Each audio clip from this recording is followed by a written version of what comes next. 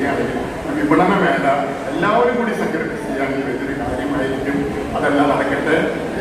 ഇനിയുള്ള വികസനങ്ങൾ നമ്മൾ കാണുന്നുണ്ട്. അതുപോലെ തന്നെ ഹോസ്പിറ്റലിൽ വരുന്നുണ്ട്. പിന്നെ എന്തെല്ലാം കൂടെ വന്നിട്ട് നമുക്ക് എല്ലാവർക്കും അറിയാം. അത് നിശ്ചിത സമയത്തിനുള്ളിൽ തീർക്കാൻ സാധിക്കുന്നത് ഇവിടെ എല്ലാവരും കാണുന്നില്ല എന്നെനിക്കറിയില്ല. പക്ഷെ ഇവിടെയുള്ള എല്ലാ കൗൺസിലർക്കും ഒന്നിനും ഞാനൊന്നും രാഷ്ട്രീയത്തിൽ പറയുന്നത് എല്ലാവരും ഒത്തൊരുമിച്ച് വർക്ക് ചെയ്തിട്ടുള്ളതാണ്. മുൻപത്തെ കാലത്താലും കൂടുതൽ എല്ലാവരും ഒരുമിച്ച് വർക്ക് ചെയ്തതിന്റെ ഫലമാണ് ഇങ്ങനൊരു പ്രവർത്തനം കാഴ്ചവെക്കാൻ സാധിച്ചത്. ഇത് തുടർന്ന് പോടത്തെ തുടർന്ന് സംബന്ധിച്ചോളം ഒരു ജീർണത ഉണ്ടായിരുന്നു കാണുന്നത്. ആ ജീർണത എല്ലാം അവസാനിച്ച് ഒരു പുതുമുഖം നമുക്ക് നൽകിയിരിക്കുകയാണ്. അത് ഇങ്ങനെ തന്നെ പോകണം. ഈ അടുത്ത് വരുന്ന സംഘങ്ങളും ഇതേപോലെ പ്രവർത്തിച്ച് പ്രത്യേകിച്ച് എനിക്ക് നന്ദി പറയാൻ 10 വർഷമായിട്ട് പല ഘട്ടങ്ങളും ഒരുമിച്ച് പ്രവർത്തിച്ച MLA ഒപ്പം തന്നെ ഇവിടെ ചെയർപേഴ്സണാണ്.